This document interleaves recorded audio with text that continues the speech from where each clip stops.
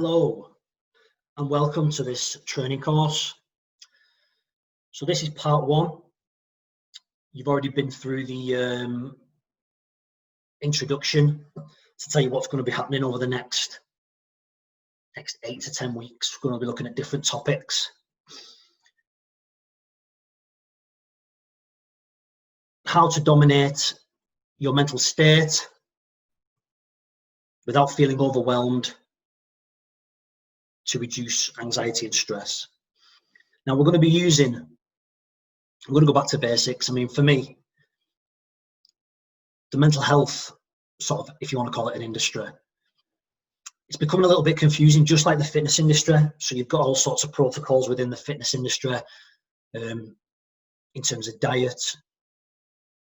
Which diet's optimal? Is it a carnivore diet? Is it vegan? Is it plant-based? Is it a mixture of both? What's best for fat loss? Is it ketogenic eating? Is it paleo eating? What training protocol is best? High reps, low reps? Do you involve fasting in that? There's all loads of different trains of thought. And for me, the health industry, the mental health industry, is also a little bit like that now. It's becoming a bit more confused. There's different diagnoses, different medication. People are too quick to put labels on things without actually addressing root causes and lifestyle. Don't get me wrong, just a caveat before we start going into the session. Serious and prolonged anxiety and stress, chronic stress and anxiety can cause serious illnesses, and mental health is a serious illness. I'm not playing down that fact. And left for a prolonged period of time without any kind of intervention does require professional help. And professional help is there for a reason. So therapists, psychologists, they are there for a reason, and so is medication.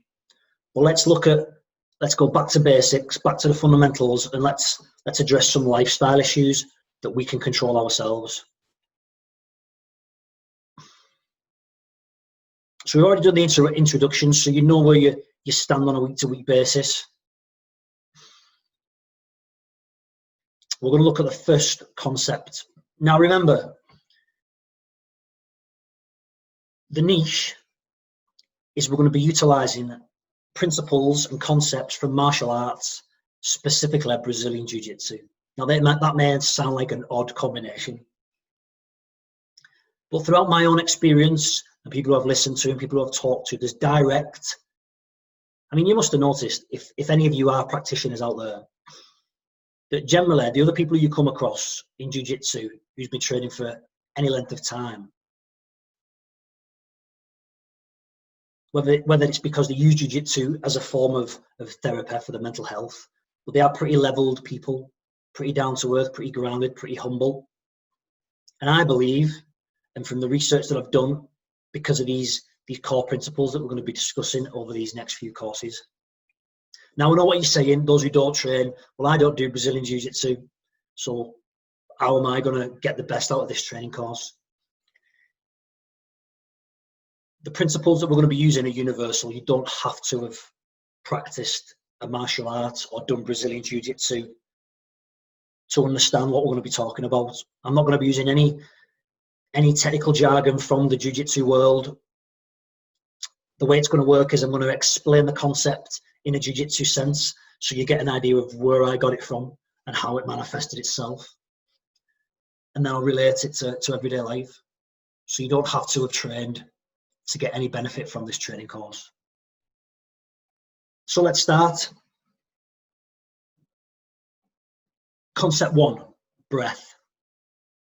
That might sound so obvious and so simple to people. Let's use jiu-jitsu analogy. So if you're sparring with someone in jiu-jitsu, we call it rolling. Just really resting on the ground for those who aren't familiar with it. Trying to submit your opponent or get them to tap. It's quite a cardiovascular kind of fitness. and you need to control your breathing. And if you're in a bad position, which means if someone's actually sat on top of you, you're expending a lot of energy, and you're not controlling your breathing, what tends to happen is we panic. We'll start panicking, trying to get out of the position to make ourselves feel a bit more calm. But when someone sat on top of you and the pressure's on, we start to panic. So our breathing's erratic. And it's erratic, and we start to hyperventilate, and we breathe up into the chest and into the neck. We become panicked. There's a lot of stress in the body, and we fatigue, and inevitably we do what's called tapping out. So we give up, we submit. Now think about everyday life, everyday scenarios. What happens if we're in a stressful situation? I don't know. A driving test, moving house, getting married, a loss of a job, loss of income. We do the same thing that we do when we're on the mats. This idea of overwhelm comes on top of us, and we start to breathe erratically. We're going to look at breathing patterns in a minute. We start to breathe up into the shoulders. You see my shoulders going up? So we breathe up into the shoulders. We breathe up into the chest. We take short, shallow breaths. We start to panic. We feel our heart beating. And we feel like we're having a panic attack or an anxiety attack. So what we're going to learn today is a simple technique and a simple breathing pattern. So when we start to feel these stresses and these anxieties come over us, we can start to control and bring our breath back. So how can breathing affect our mental health? So let's look at this. I'm going to share the screen with you in a moment, so let me see if this works.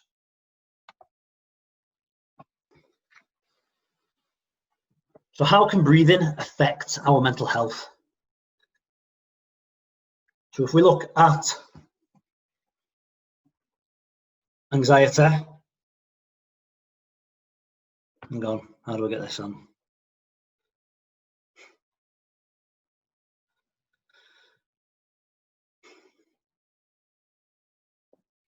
If we look at anxiety, and we look at stress, and we look at depression.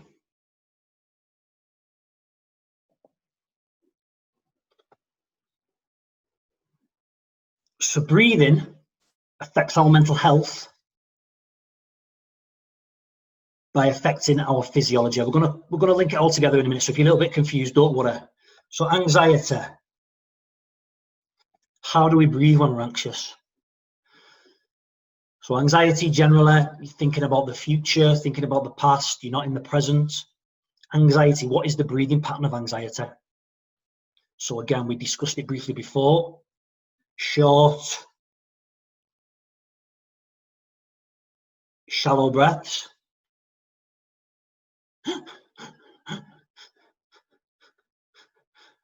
Our shoulders go. We breathe high up into the chest and into the throat.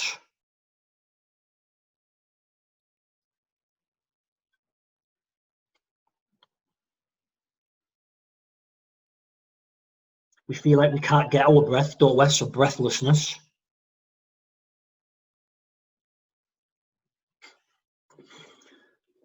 What about the breathing pattern for stress? Similar thing? Yeah? Again, we're stressed out. We're breathing up into the chest, using the shoulders, all in the throat.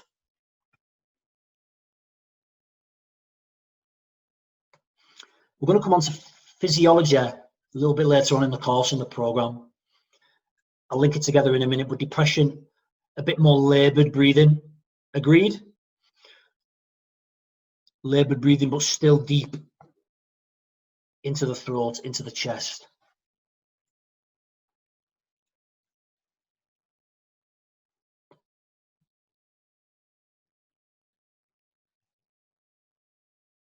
Now, what are anxiety, stress, and depression?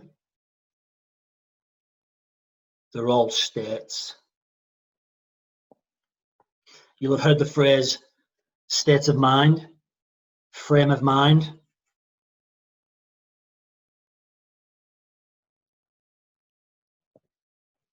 We're talking about the same thing, all right? A depressed state. He was in a depressed frame of mind. He was in an anxious state. She was in a stressed frame of mind. It was a stressful state. A state of anxiety. Can you see the language that we're using? These are all states. And we can change our state. So state is determined by 3 factors. We're only going to discuss 1 factor today. Some of them are for a different lesson. So our state is affected by our physiology. So our posture. Again, anxiety has a state, stress has a state, and depression has a state. What is the state of depression? So think of depression and think of the kind of stereotypical body language that comes along with depression. Depression, stooped, flexed spine, drooped forward, hunched shoulders, chin down, depressed, down. So all the breath cavity, all the breathing muscles and the breathing apparatus is all hunched over. And it's just laboured breathing, isn't it? Up into the chest, up into the shoulders. Now you think about stress and anxiety, the physiology involved in them. So our state is affected by our physiology, our language. Think of the language of stress. Think of the language of anxiety. Especially in anxiety, we're either dwelling on the past or we're contemplating a future that doesn't even exist. So the language in anxiety would be everybody's out to get me. They are saying this, they are saying that. What we delete,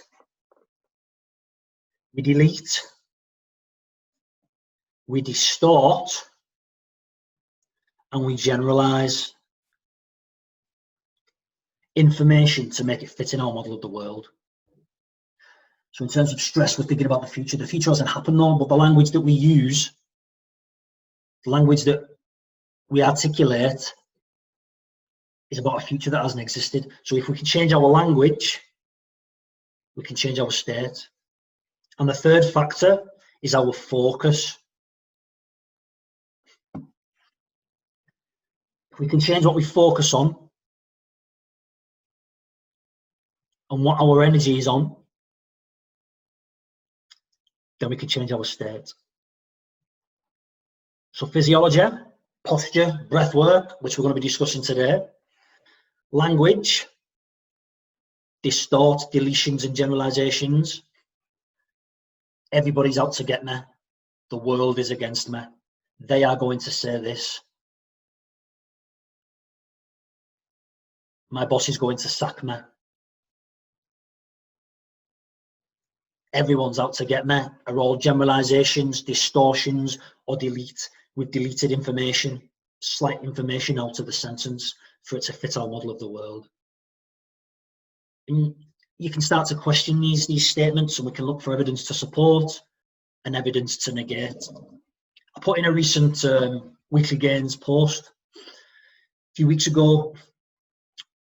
It was regarding, I think, one of the episodes of the Incremental Health audiobook that we've been doing. when you're having this conversation with yourself in your head and this self-talk, this inner monologue, you need to come up with evidence. Otherwise, your mind is going to just play tricks on you and believe what you tell it. You've got to be able to combat that and have a bank of arguments against what it's trying to tell you. So, anxiety, stress, and depression are all states of mind. States consist of a physiology, a language, and a focus, what you're focusing on. Depression, you might be focusing on that everything's against you, there's no good in the world. Again, a generalization. Bad things always happen to me. They are always talking down to me. You've deleted information from that sentence. Who are they?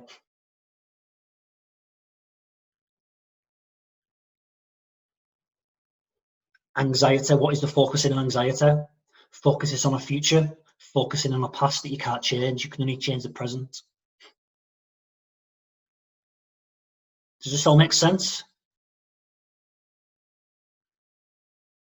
Focus when you watch your focus when you're stressed. You're focusing on maybe the worst case scenario. You're focusing on catastrophization. That's easy for me to say. So you're catastrophizing. You're thinking of the worst case scenario at the end. The focus is on how many things you've got to do that day, not the one thing you're going to do now. So we can change our physiology. We change our language. We change our focus.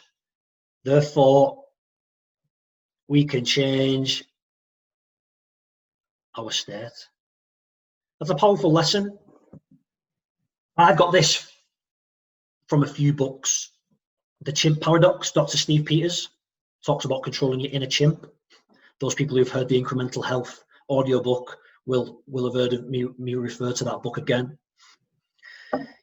Dr. Steve Peters, The Science of Storytelling by Will Storr, talks about how we make stories, and when we're growing up past a certain age, we make, rather than events forming and adding to our identity and our personality, after the age of say 20, 21, when events happen, we make them fit our model of the world. We make events fit. Events don't shape us, we make them fit our model of the world. We're not going to go into that too much today, but Will Storr, the Science of Storytelling, talks about how the human brain needs a narrative. It needs to join up information. It can't handle information that doesn't make sense. For example, the coronavirus. So we don't really know how COVID-19 came about. Some people obviously know, we maybe not be privy to that information, but our brains can't handle the fact that something has just appeared like that from nowhere. So what we now do is we build a narrative in our heads, and we build a story, beginning, middle, and an end, to fit our model of the world. And we feel happy with the narrative, whether it's good or bad. We're happy that there's a narrative, that thing has got a story to it. And we do that in our life as well. When things happen that we just can't fathom why they've happened, why someone didn't wave to you at the other end of the street, why someone, in your perception, is ignoring you today. The simple fact of the matter is, they might not be ignoring you, they might have just not seen you. But our brains make up a narrative. Why did that car cut me up on the roundabout? Arsehole. We make up a full narrative about that person. He's a dickhead. Oh, I bet he's arrogant.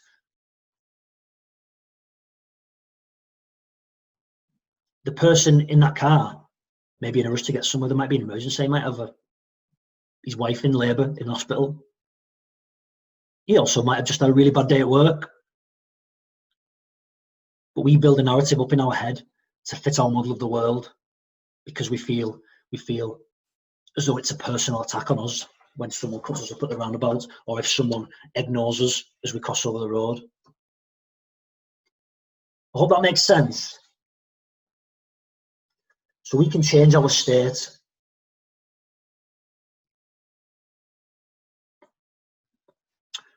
One more person who really influenced this work that we're doing, not all of it, but definitely the stuff around the state, is Paul Mort. If you've not come across Paul Mort yet, I definitely recommend that you look at his stuff on Instagram. Powerful stuff that I can relate to, and it's delivered in such a way that it makes sense to me. So we can change our states by changing our physiology, changing our language, and changing our focus. But today, we're focusing on our physiology, and specifically our breath. Now, this is an art attack. Forgive me for me rubbish drawing.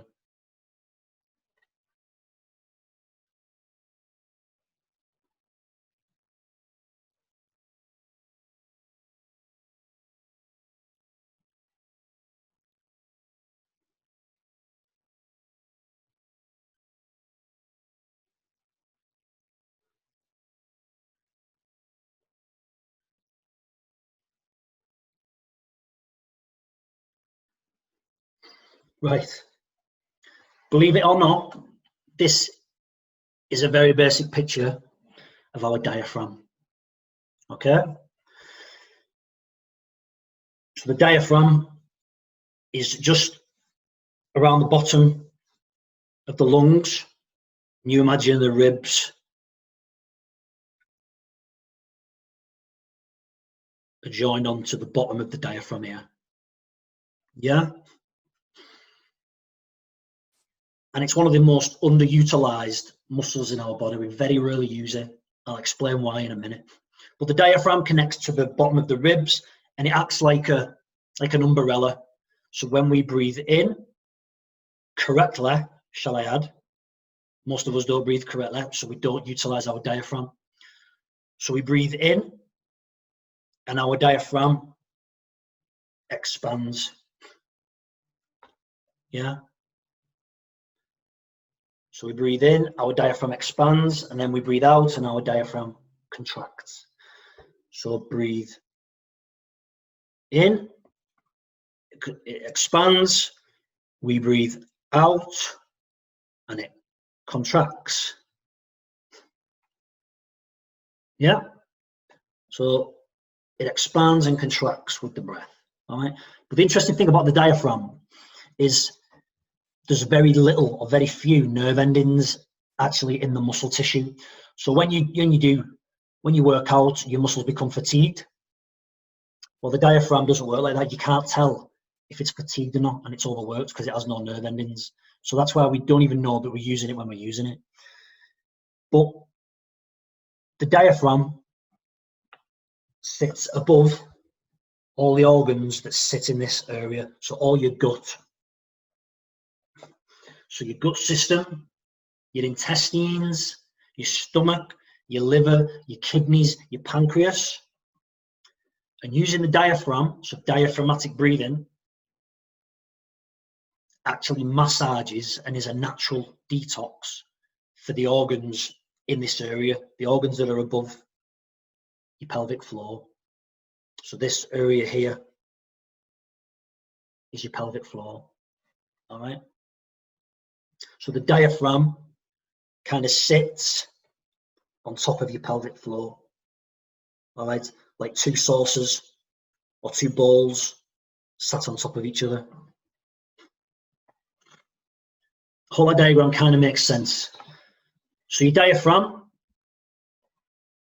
correct breathing technique, and like we've just discussed on the states video, states part, we tend to breathe up in our necks into our chest.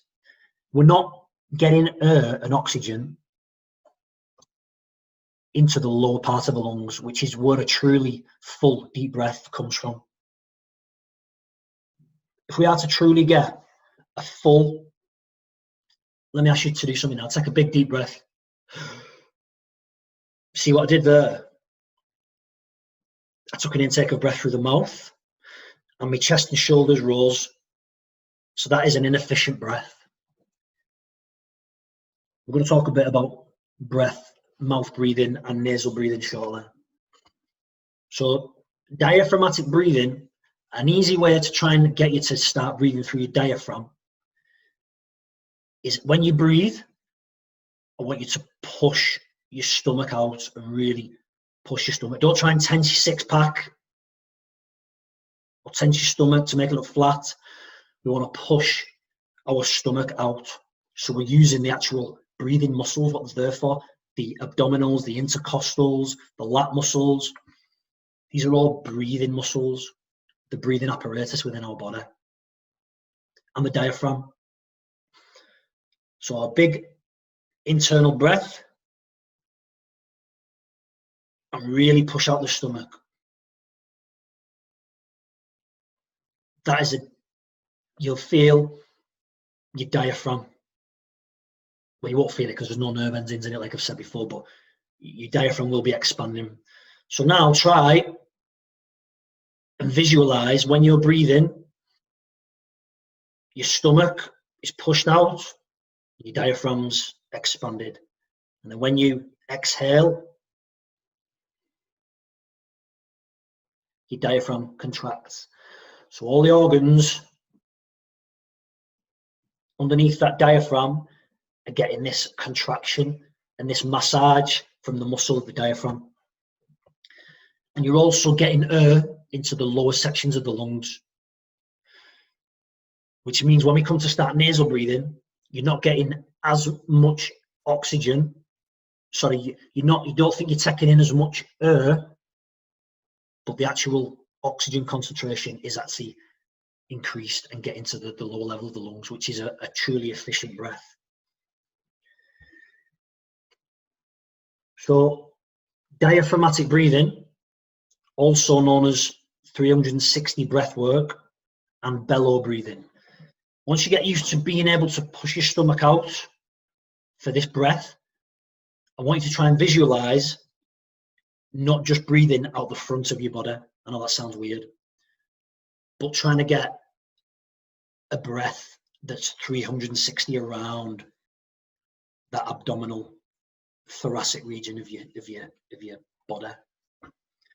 So we breathe in, and then try and breathe through your back. So once your stomach's fully extended, to carry on with that intake of breath, breathe through your back and try and feel the breath filling up the back. So really visualize your whole waist expanding and not just your stomach pushing out. It's going to take a little bit of practice, but in your head, visualize this. Rather than just your stomach pushing out, I want you to visualize your whole waist expanding and then contracting. So 360 breath, not just a front breath, because we talk about neck breathing, chest breathing, they're not efficient breaths. Shoulders shouldn't be rising. And you can watch this when you see people, when we're queuing, inevitably queuing now because of COVID, to get into supermarkets and petrol stations and all that kind of stuff. Watch how people breathe, and you'll see a lot of breathing, a lot of chest heavy, but push out the stomach. Visualize a full breath expanding the whole of the area under the diaphragm. So it's your diaphragm in a 360 expanding.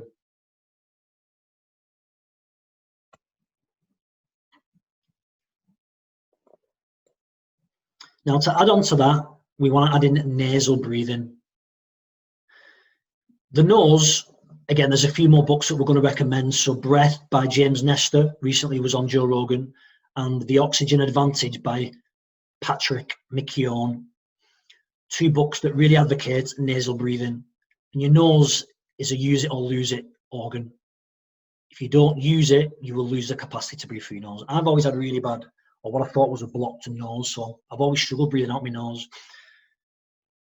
But weirdly, the more you try and breathe out your nose and the more you do it, your nose adapts. So do try consciously to nasal breathe. what the nose does is it acts like an air filter. So instead of breathing through the mouth, when you breathe through your nose, all the stuff that's inside the nose and the nasal cavity, your nasal cavity is like a small fist up behind the nose in that position. That's the nasal cavity. But everything that's going on in the nasal cavity acts like a filter system for air particles coming in the air. Doesn't end up inside the body, so it's a filter system, an air filter system. Whereas your mouth hasn't got that system. And like I said before, believe it or not, even though the size of the mouth compared to the size of the nose, by nasal breathing, the amount of oxygen that you're actually intaking is higher, and it gets deeper, and it's a more complete breath than it is breathing through your mouth. So again, we've got this diaphragmatic breathing, so breathing into the diaphragm, into the stomach, breathing out the back, so 360 breath, filling the bottom levels of the lungs, getting as much air as you can, and also breathing through the nose.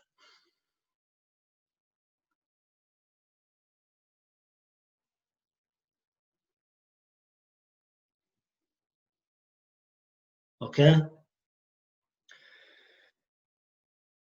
Most of us, in general, again, I'm generalizing to fit my model of the world. Most of us are bad and inefficient breathers, and we breathe too much and too often, believe it or not. Now, breathing too often means that we're breathing too many times per minute. Breathing more often doesn't mean more oxygen intake. So when we're going into down the line of our mental health, our mental states, how to reduce these states without becoming overwhelmed, we're going to look to control our breathing.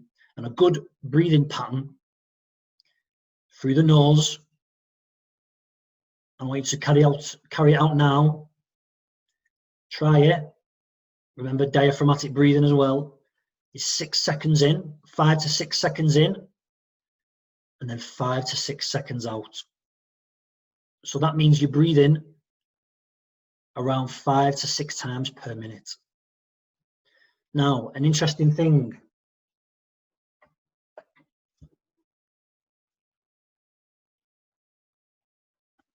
So we're going to breathe 5 to 6 times per minute. Yeah.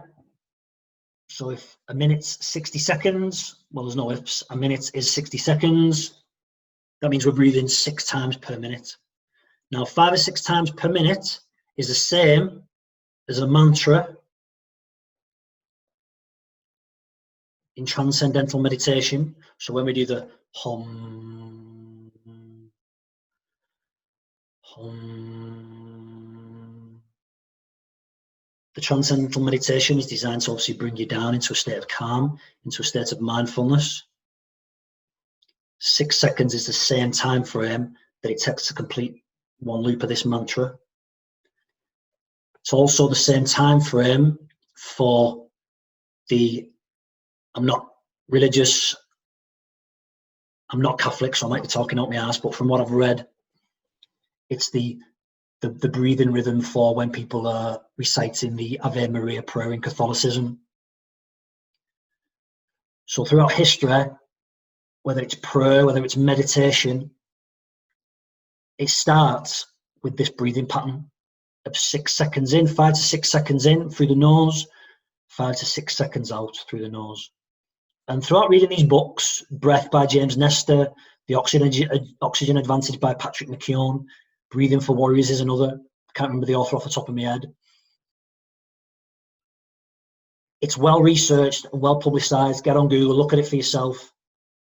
This breathing rate is directly correlated, and there's evidence to show that people who've been hooked up to ECG machines, blood pressure machines, to start breathing in this rate automatically brings down blood pressure, reduces anxiety, reduces stress,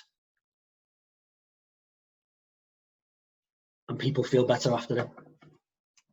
It's a more efficient breath.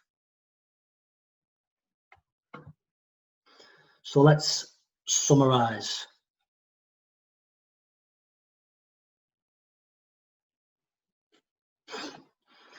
So when we're breathing, when we're anxious, when we're stressed, when we're depressed, our breathing forms part of the state that we're in. Stress, anxiety, and depression are all states of mind. A state, your state, basically a state just means the frame of mind that you're in any point of time. So what is your state now? Ask yourself, what state are you in? You might even be angry while you're watching this. You might be bored. You might be tired. What state are you in?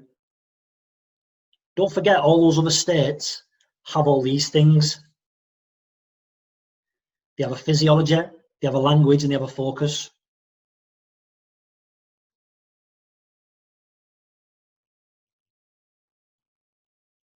Language and focus we're going to discuss in another session. But our breath, utilizing diaphragmatic breathing with a thoracic stretch as well. So when you really do a 360 breath and you breathe through your diaphragm, breathing through your back, you will feel a stretch on your spine, a thoracic stretch. So using diaphragmatic breathing and nasal breathing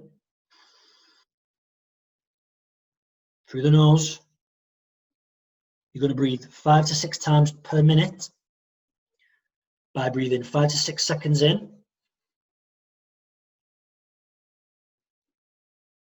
and 5 to 6 seconds out. Really get in tune. A really good application to look into more breath work is the State app. So anyone with Android or Apple, it's called State. I'll try and show you what. So we're screen sharing now. So State, this is a State app. And you go on and there's different exercises. So feeling alert, and it'll tell you, look, 20 deep breaths. Again, all bellow breathing using diaphragm. One long breath hold. And then 3 long breaths where you're controlling the out breath for 20 to 30 seconds. So you're not just going, you're actually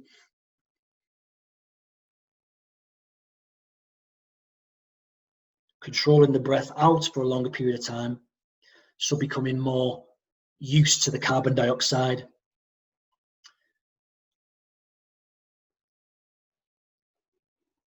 So that's called State app. Where is it again? I'm trying to show you. So State, that one there. That one, State. Really good app. I think it's free for 3 months, so you can really get to have a play around with it before you charge for it. And it's only a minimal £3. I have no affiliation to them whatsoever. I've just been recommended it and I utilize it, and it's a fantastic resource.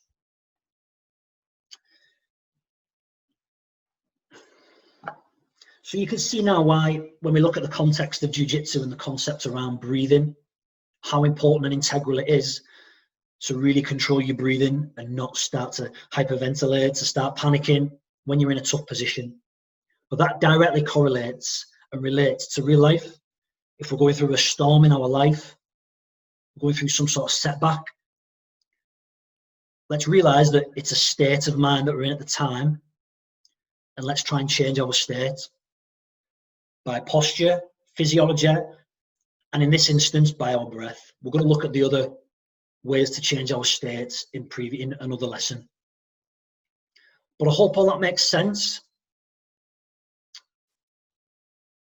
Definitely try from now on to breathe through your diaphragm and use nasal breathing. Especially if you start to get panicking, or anybody who's suffering from social anxiety, That's how we can use our breath to control our states. Thank you everyone for watching, and we'll see you next time for part 2. Thank you.